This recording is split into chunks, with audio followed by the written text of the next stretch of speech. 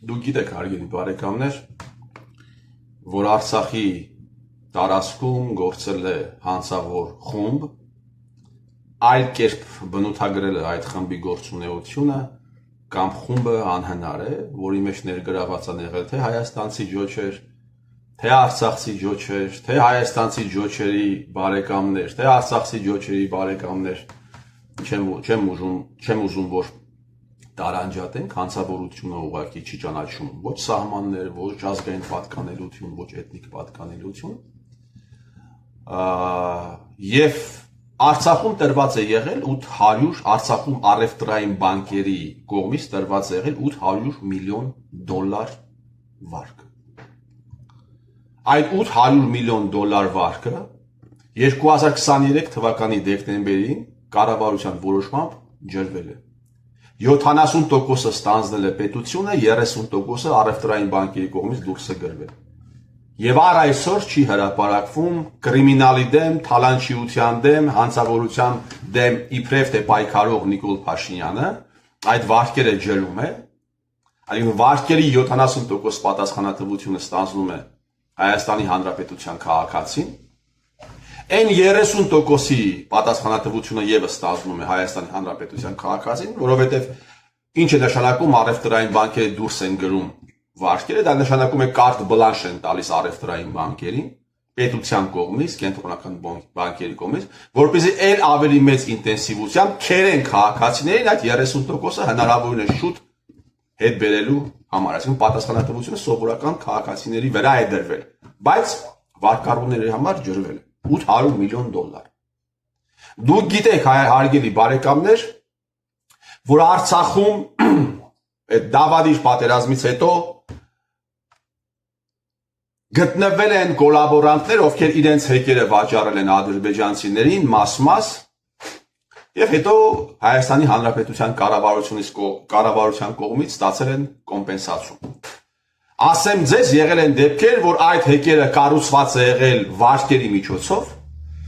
այսինքն մի կողմից ջրվել են վարկերը, մյուս կողմից իրենք վաճառել են այդ հեկերը ադրբեջանցիներից, մյուս կողմից մի հատ Հայաստանի կառավարության կողմից կոմպենսացիա են ստացել, նույնիսկ եղել են դեպքեր, պատմում են, որ այդ պայմանավորվածությունները խախտել են, այսինքն պատկերավոր ասած ադրբեջանցիները այդ պայմանավորել են, որ պիտի X ապրանք վաճառեն, փողը վերցրեն, այլ ապրանք են տվել։ Այդպիսի դեպքեր ել են եղել։ Եվ որևէ մեկը էլի չի հարցնում Նիկոլ Փաշինյանին պարլամենտում, թե ինչ իրավունքով է ինքը, ինչ իրավունքով է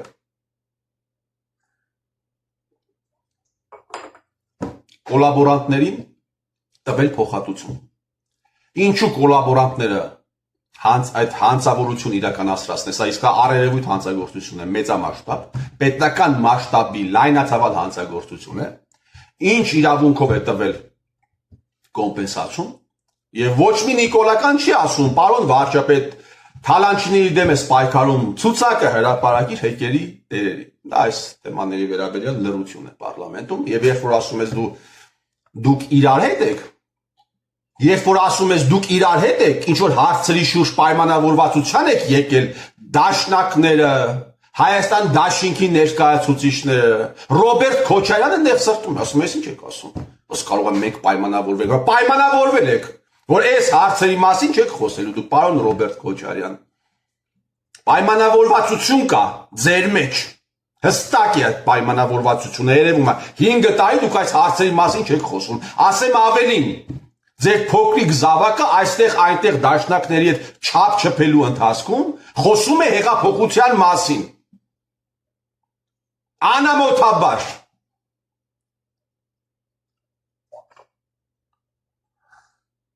հիմա, բացի այս հեկերի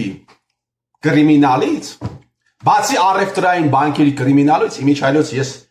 դիմում եմ այն անձանց, ովքեր աշխատում են կենտրոնական բանկում, այն բանկերներին, ովքեր այդ համակարգում են աշխատում, ես գիտեմ շատ-շատերին դուրս չի գալիս, եւ դուք տիրապետում եք ինֆորմացիա, եւ ձեզ համար եւս շատ ծանր է այս ամենը տեսնելը, դուք հստակ տեսնում եք, թե ինչ է եղել եւ հստակ կարող եք վերլուծել ավելի լավ, քան ամենաուժեղ քաղաքական վերլուծաբանը։ Ազգային անվտանգության ծառայության ինֆորմացիայի տիրապետող օպերը եւ կենտրոնական բանկում աշխատողը հստակ տեսել է եւ տեսնում է, թե ինչ մեծ աֆյորա է տեղի ունեցել։ Եթե կան ձեր մեջ մարդիկ, ովքեր տեսնում են եւ ինֆորմացիա ունեն այդ $800 միլիոն վարկային փաթեթի վարկառուների մասին, խնդրում եմ ինչ որ կերպ կապնվել ինձ հետ եւ փոխանցել ինձ, ես գաղտնիությունը ապահովելու եմ։ Հիմա, հարգելի բարեկամներ, ժողովուրդը պիտի իմանա ճշմարտությունը։ Ժողովուրդը պիտի իմանա, թե ում վարկերն են ինքը փակում։ Ժողովուրդը պիտի իմանա, թե իր զավակները ինչ աֆյորայի զոհ են դարձել, բացի հեկերի աֆյորայից, բացի առևտրային բանկերի կողմից տրված վարկերից, Արցախում գործել է նաև Արցախի ներդրումային հիմնադրամ, որը եւս միջոցներ է տրամադրել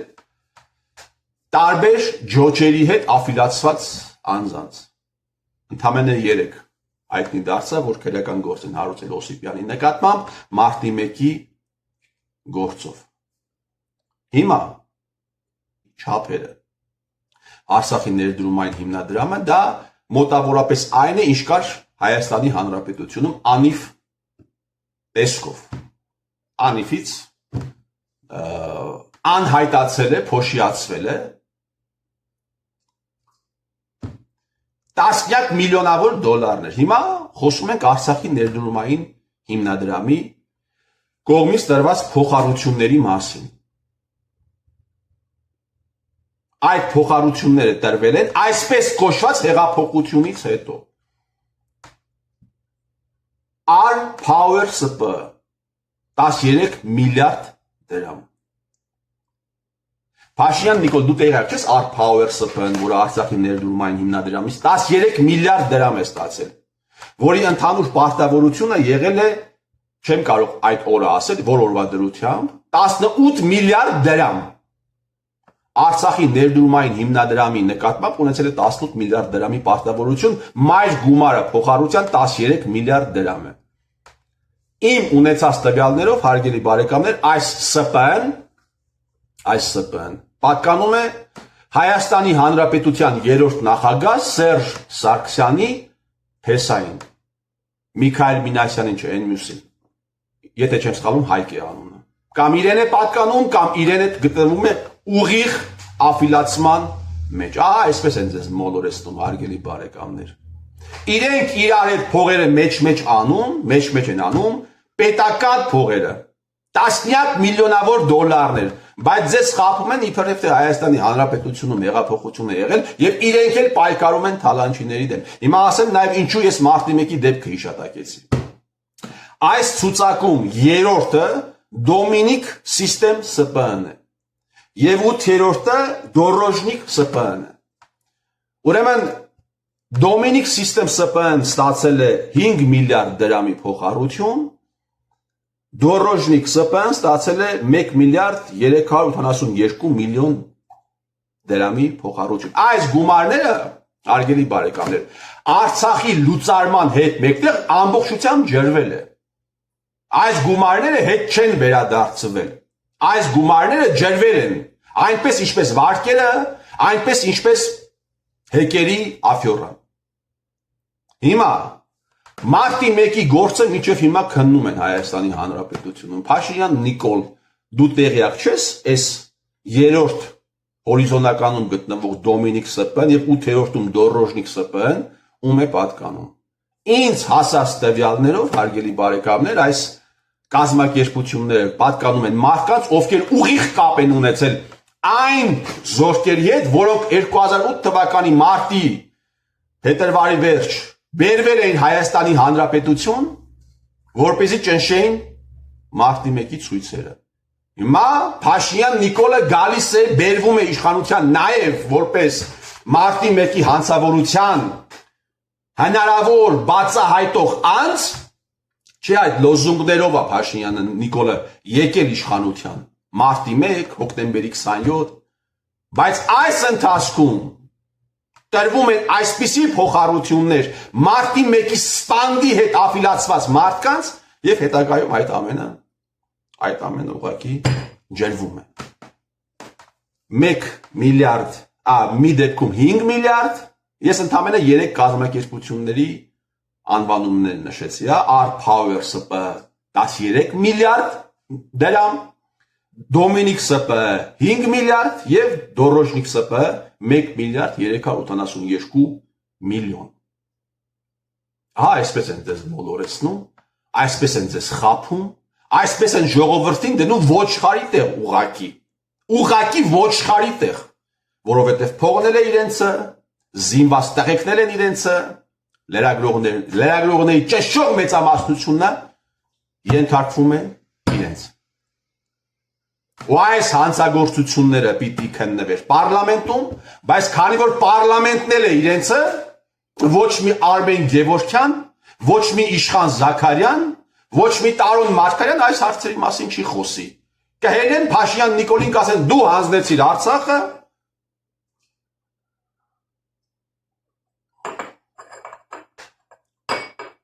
ճամփա պետք է գնա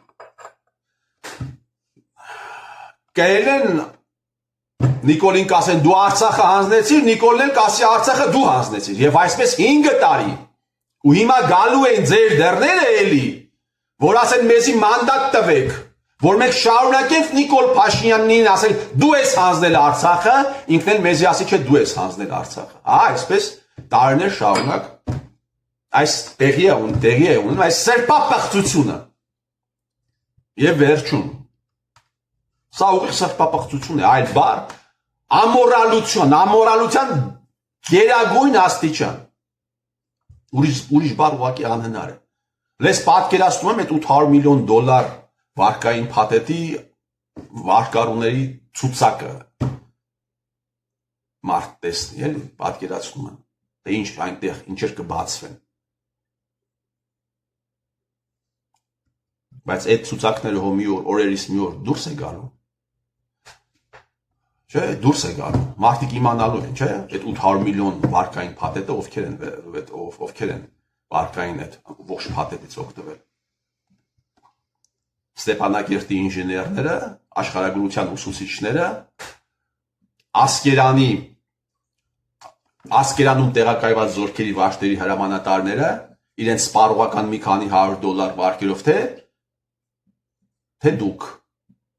հայ ջոջեր ովքեր այս ամենը արեցին, հետո գնացին Եվլախում լուծարեցին Արցախը, չկա Արցախ, չկա պատասխանատվություն։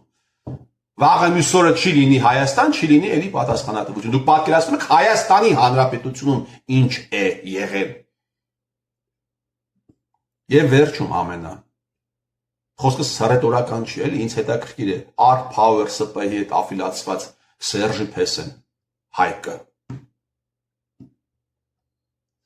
Բանակում ծառայել է, հետաքրքիր է։ Օրինակ Ենմե Փեսեն չի ծառայել Միքայել Մինասյան, իսկ Հայկը ծառայել է բանակում։ Շատ կասկածում եմ, որ ծառայես լինի։ Շատ։